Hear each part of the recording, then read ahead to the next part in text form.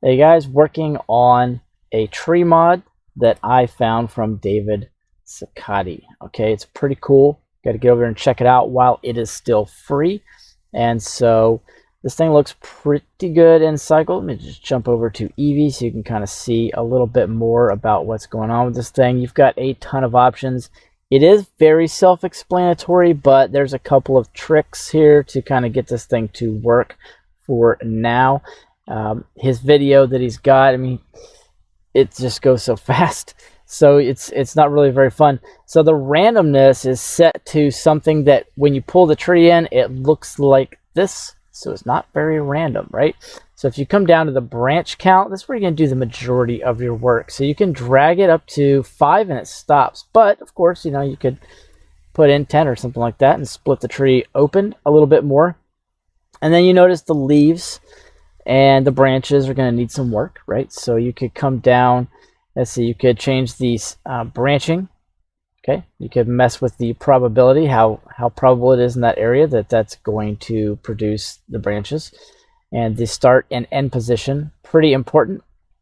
And then before you leave this top area, the bottom radius to the actual trunk can be increased. The resolution can be increased as well. Doesn't seem to slow down the viewport. And like I said, this thing looks pretty good in cycles, not too bad. And you can kind of work your way down. And from there, I mean, once you get those couple little things out of the way, and I just appended this in like normal. So if you were to download his blend file, like I said, it's free for now.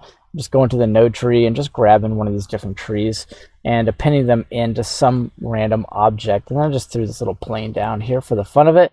And you can kind of work your way down and have a little fun. Now, if you change the branches, change the leaves, do different things, you could change the noise scale and get endless results that way. You can mess around with the twigs and different things that are actually inside the tree. And then if you want, you keep going down and you've got a number of different things down here you can work on. You could turn the leaves off. You could turn off the noise to the leaves. You could change the leaf count, so how many are actually going to show up. So you could populate that with a lot more. Just remember, anytime you add that much geometry to something, even though it's in geometry nodes, you're still going to get a little bit of lag. And you could put nettles, however you want to call that, in there, and then attach a material and a count to those. And then you can start working on different things, you know, like your angle, your scale, and all those different things for those positions for that. And you could come back to the branch noise and kind of play around with the scale there and give it some noise, and maybe hold down the space bar while you're doing that so you don't get too many drastic changes. Create save points and make sure you do not lose your work. Then you can distort this thing a little bit if you wish in one direction or another, and make sure to keep your resolution looking good so that when you do go to render this object out, and it does show up, so you can have it looking good.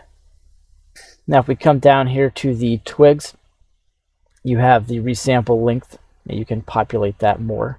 You can change the count and bush the tree up a good bit if you wish. And then of course you can change the angle, and I think I jumped that up way too many. It's just about to crash out. Let's bring that back down to something reasonable, like 45, so we can work with it. And then you can change the length of those, and you can change the angle and the start position and the end position. And just with things, you kind of get it the way you want. You just turn the leaves off, and then you can start arranging things.